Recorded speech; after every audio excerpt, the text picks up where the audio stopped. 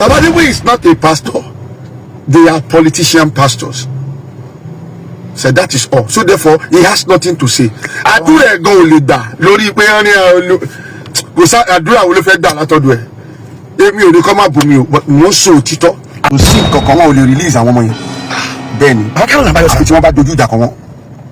Wọ́n ò dẹ̀ lè dojú ìjà kọ wọ́n nítorí wípé àwọn tó wà nídìí ọ̀rọ̀ bandit yẹn gangan àwọn alágbára ni. Ní Nàìjíríà. Abata kulina sa abata minta hao. Ya fali ni sabiru taha. Ijibu abata ku bi imombe ku abata rueji. Olúwa wí pé àbí tí wọ́n bá ọ̀rọ̀ yẹn máa dàbí ẹni wípé Dáfídì padà lọ bá Olúwa, ó ní Olúwa. Àwọn náà bí ti wà, wọ́n ti kóhun lẹ́rù. Wọ́n ti kóhun lẹ́rù, ṣé kóhun follow wọn. Olúwa ní bá wọn follow wọn. Ó ní ilé Olúwa máa bá wọn. Olúwa máa kó ìkógun. Ó dẹ̀ follow wọn dẹ̀ láì jẹ́ wípé wọ́n sá eré, láì jẹ́ wípé a kó àwọn ọmọ ogun ẹ lọ gbàgbé ẹ̀ bàbá olótù. Àwọn ọmọ Ọlọ́run ló lè jẹ́ kí wọ́n padà sílé láyọ̀ tàlàfíà. Kọ́kọ́ ṣígun kọ́lọ́kọ́lọ́ tó máa ṣígun sà ṣé àwọn náà ti gbógun lọ báyìí àtọ́jọ́ máa ti ń ta nǹkan tó bá yìn nǹkan síbẹ̀ yóò ká àwọn olùkọ́ tó pọ̀ mọ́. Bàbá wọn ò lè fi àwọn ọmọ yẹn sílẹ̀ láì jẹ́ pé wọ́n pè ransom. Tí wọn ò bá dẹ̀ pé ransom yẹn bàbá mo fi Ọlọ́run búrẹ̀ gẹ́gẹ́ bí ohun tí Olúwa sọ fún wa àfi tí wọ́n lọ kọ́ ṣígun lọ. Kò dẹ̀ sí báyìí fẹ́ ṣe ẹ̀jẹ̀ máa ta sílẹ̀.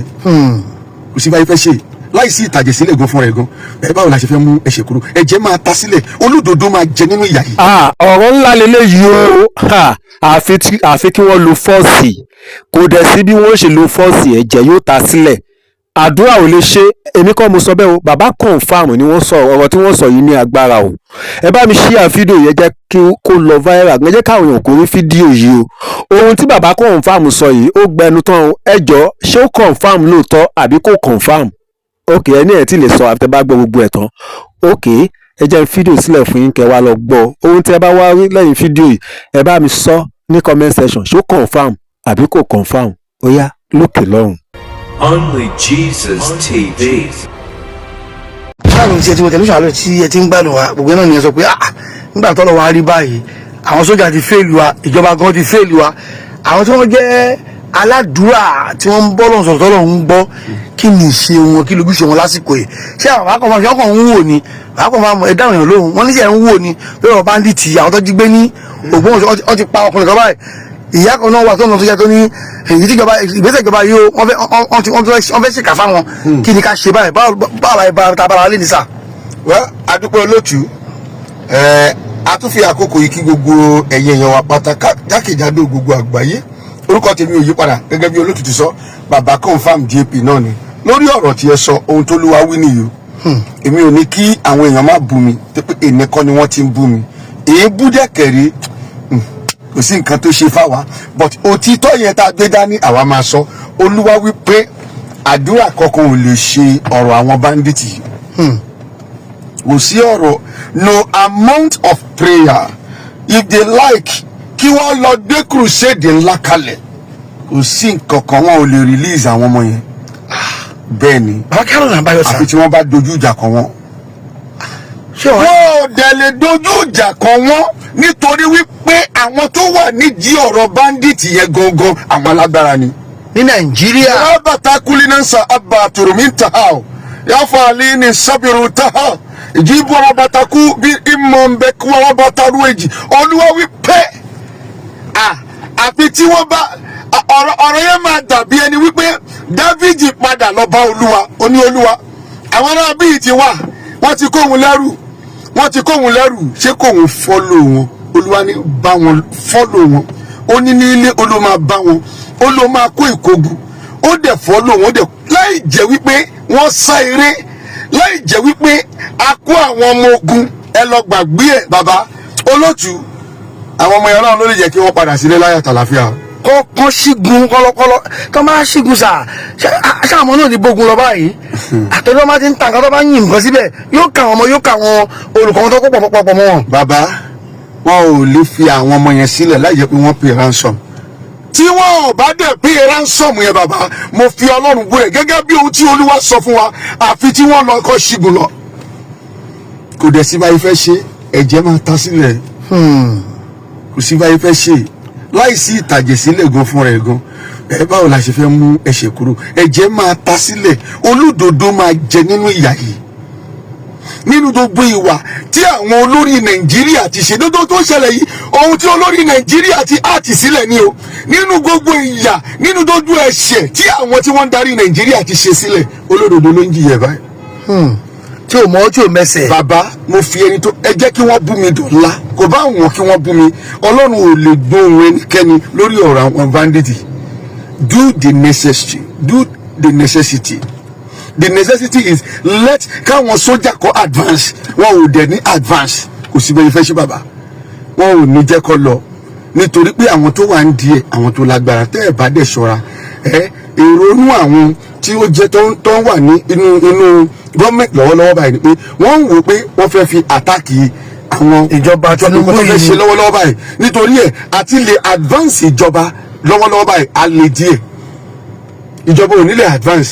The best thing is that they should pay the ransom. Kàn lọ san. Ọba ti san ransom kò síbi tí wọ́n lọ àdúrà kankan ò lè ṣe that is my point àdúrà kankan ò lè ṣe kò bá àwọn kí Adeboye jáde kò bá àwọn kí Oyedepo jáde kò bá àwọn kí Pastor Chris jáde àdúrà kankan ò lè ṣe either they pay the ransom or kí wọ́n advance fún. wọ́n tiẹ̀ sọ pé ní rìdí mọ́ ní káwọn gbàgbé ọjọ́ mẹ́ta bọ̀bọ̀ kan mórí wọ́n yan gbà kan ó ní káwọn gbàgbé ọjọ́ mẹ́ta tán wọ́n wá ní pé ìjọ kẹta ń bá parí àwọn máa ṣe rálì ọjọ́ rálì wa tó wọ́n sọ pé láti òkè àṣẹ ni wọ́n ní pé kọ́ máa rálì mọ́ báwo lọ ṣe máa rálì ọmọ ẹni olóhùn wà dìsàbẹ́ ní bàbá Adébóyè. àṣẹ ni bàbá Adébóyè already it is not a pastor you know I always say that if they like ẹ tó mọ sọ pé wọ́n máa bú mi wọ́n bú mi gan mi ò dẹ̀ kíá lórí òtítọ́ I will say the truth kò sí ìránṣẹ́ Ọlọ́run kan tó wà nínú Bíbélì tí wọn ò ja ogun mo tún fẹ́ pè wọ́n jáde nínú fídíò yìí ẹ jẹ́ kí wọ́n wá jáde ló gbé ìránṣẹ́ Ọlọ́run ẹ jẹ́ kí wọ́n jáde kí wọ́n sọ ìránṣẹ́ Ọlọ́run kan tí ò jagun nínú Bíbélì wọ́n dẹ̀ jagun nítorí ẹ wá wo Dávìdì ẹ pé ohun tó bèèrè lọ́wọ́ ni wọ́n ti kó àwọn èèyàn òun kí ni kò wò ṣe Olúwa dẹ̀ ni kò advance wọ́n dẹ̀ ń ja ogun nítorí àwọn ènìyàn ni. Baba Adeboye is not a pastor they are politician pastors. So that is all. So therefore, he has nothing to say. Àdúrà ẹ̀gan ò lè gbà lórí pé wọ́n ní kò sá àdúrà wo ló fẹ́ gbà látọ̀dọ̀ ẹ̀. Èmi ò ní kọ́ máa bù mí o, mo ń sọ òtítọ́. Àwọn tíṣà ti jáde báyìí, àwọn náà ti dáṣẹ́ nípínlẹ̀ Ọ̀yọ́. Kí ni kí ẹ̀yin tẹ́ jẹ́ wòlíì Ọlọ́run kí lẹ́yìn náà lè ṣe lórí eléyìí? Àwọn tá a lè ṣe ni pé ká dún ohùn Olúwa nípa ohun tó ń ṣẹlẹ̀ yìí. Ohùn Olúwa jẹ̀ ló sọ yìí. Bàbá mi ò sọ kó fèlì rí o. Mi ò sọ kí ó fèlì rí láyé kò bá wọn kí wọn máa bú mi látà ọ̀dọ̀ ńlá mi tí ì sọ kó fèlì rí ohun Olúwa náà ní is either they pay the ransom or the advance tó bá the advance àwọn èèyàn máa kú but ẹ̀jẹ̀ èèyàn kan náà ló máa fi wé tilẹ̀ ṣùgbọ́n kọ́ lọ́wọ́ bẹ Ọlọ́run kó má ka wà á mú nǹkan tó yẹ pé ibi nínú Nàìjíríà yìí àtàwọn tó dẹ̀ ti kà tó ti wà ń bẹ kọ́ lọ́wọ́ bá wa yẹ wọn látara ṣùgbọ́n ọ̀rọ̀ àdúrà kò ṣe.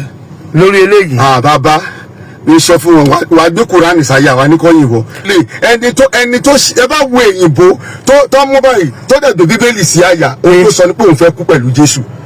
wọ́n máa rìlíìsì ìbọn máa wọlé. kí Bíbélì kẹ̀ Bíbélì wọ́n máa bú mi ò dẹ̀ kíá. yẹ Kùránì kẹ̀ kò lè work tó bá release ìbọn máa wọlé lẹ́yìn kò ní kálukú lọ mójútó ara àwọn kan sọ pé àwọn kan wọn bá wọn dá sí kíní kan wọ́n sọ ojúdi ọba pé ṣé yẹ kí wọ́n ṣojúdi ọba ẹni tó kú ti kú o ilé ayé máa àwọn ṣe yẹ kó ojúdi ọba ni. wọn ò ní ṣojúdi ọba a ní ìwọ ni kó má jẹ́ kí wọ́n gẹ̀ẹ́tì ẹ àwọn èèyàn yẹn wọ́n ti gẹ̀ẹ́tì wọn ṣé yàn mo sọ fáwọn kan nínú ṣọ́ọ̀ṣì lánàá mo ní ẹ gbọ́ mi ẹ ti ilẹ̀kùn ṣọ́ọ̀ṣì níta mo dẹ̀ ń sọ fún tó bá lẹ́yìn aago 12 òru àbọ̀ anybody tí ẹ ò mọ̀ ẹ má ṣílẹ̀kùn wọlé fún tẹ́ ẹ bá ṣe èmi máa lọ́n tèmi o. bàbá ẹ máa jẹ̀yà o. dada ńkọ́.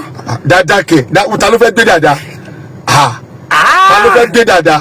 dada òòṣà. ó máa fẹ́wé ọ̀fẹ́ ó máa àfẹ́wé ọ̀fẹ́ gbéra. ìkàlùkù náà múra sọ́dọ̀ rẹ̀. that is the basic thing tó bá ti lè gẹ̀ẹ́tì èèyàn tán kò possible o baba kò possible kó wá ti lè mú èèyàn tán kò sọ̀rọ̀ ń bẹ́ o Jésù ò lè gbà o. so má jẹ́ kán mú ẹni o. Ànábì wa Muhammad sallallahu alaihi wasallam má jẹ́ kán mú ẹni. má jẹ́ kí wọ́n mú ẹni kò lè gbà mo fi Ọlọ́run bú rẹ̀ they need to dodo àwọn tó wá ń tẹ Ọlọ́run ṣe o àwọn padà sílé they pay the ransoms. ọ̀sánwó. kò sí tí kò ní sọ dodo ẹ ṣe o Jésù o ṣeun they pay the ransoms wọn kò sọ nǹkan tó wà nílẹ̀ they pay the ransoms. bàbá àwọn tó wá ń display owó iná àwọn bandits sà kí ni ìgbẹ̀yìn wọn sà. ṣé bá ṣe wọn bá lọ rèé sà nínú nàìjíríà yìí bá ṣe máa bá lọ nìyí o àfi tá a bá ní olórí tí kò compromise olórí tí kò dẹ̀ ní compromise òun ní Sowore ẹ̀bùn máa ń sọ gbogbo bá. Sowore bá wo. bẹ́ẹ̀ ni. ó tiẹ̀ sọ lẹ́nu pé. Obi Sowore àwọn ní olórí tí kò ní compromise tó bá débẹ̀ gbogbo táwọn sọ àwọn olè lọ fún àwọn kan ló wà ń di ẹ o táwọn bá lọ síbẹ̀ ọ máa dàlúrú o àwọn mọ́là máa dàlúrú o àwọn làkè Sowore máa advance. Sowore. Advance. Obi gan máa advance. wọ́n làwọn ń dọ́nu ní pé tó bá débẹ̀ gan àwọn máa. kò dọ́nu kankan. Tinubu náà sọ jù bẹ́ẹ̀ lọ. tó bá ń dọ́nu ẹ jẹ́ kí wọ́n fi síbẹ̀ nù. mo fi ẹni tó da ayé àti ọ̀run bu rẹ̀ tó bá gbé tòótọ́ Sowore ó ń dọ́nu ẹ jẹ́ kí wọ́n fi Sowore síbẹ̀ nù. wọn ò lè bí síbẹ̀ dé no tí ó bá tiẹ̀ kọ́kọ́ wọlé náà dodo wọn ló máa kọ́kọ́ kó síbi kó tó máa yín. bẹ́ẹ̀ ni mo sọ fún yín. torí Tinubu náà sọ jù bẹ́ẹ̀ lọ a máa gbé wálẹ̀. a máa gbé wálẹ̀ nǹkan ọmọ pé tíríkì ni gbogbo tí wọ́n ṣe ìwé lọ́gbé wálẹ̀ nù. bàbá gbé sókè ni ọlọ́fẹ́ débẹ̀ kan lọ gbé sókè.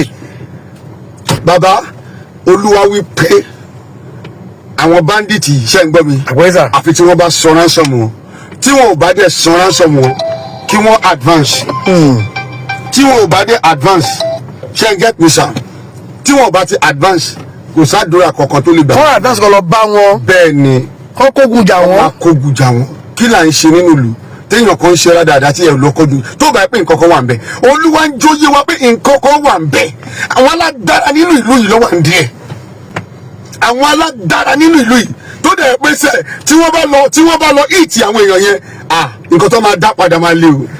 tó ọ̀rọ̀ ni mo gbọ́ lẹ́nu bàbá kọ̀ǹfàmù yìí o bẹ́yìn náà ṣe gbọ́ ọmọ kan ṣe àhín ni gbogbo ohun tẹ́ wá gbọ́ yìí o ẹjọ́ wọ́n ní bàbá Adébóyè wọ́n ní wọn kì í ṣe ìránṣẹ́ Ọlọ́run o àti pé wọ́n sọ wípé kò sí àṣẹ lẹ́nu àwọn ìránṣẹ́ Ọlọ́run tó lè gba àwọn ọmọ wọ̀nyẹn sílẹ̀ lọ́wọ́ báńdíìtì kán gbàdúrà láti ní dọ́là àdúrà ò lè ṣe é o ẹgbọ́n gbogbo ohun tí wọ́n sọ wọ̀nyí pátá ṣó confam àbí kò confam ẹ̀já pàdé ní comment section yóò dára fún wa láìpẹ́ a ó tún padà wá ní àlàáfíà.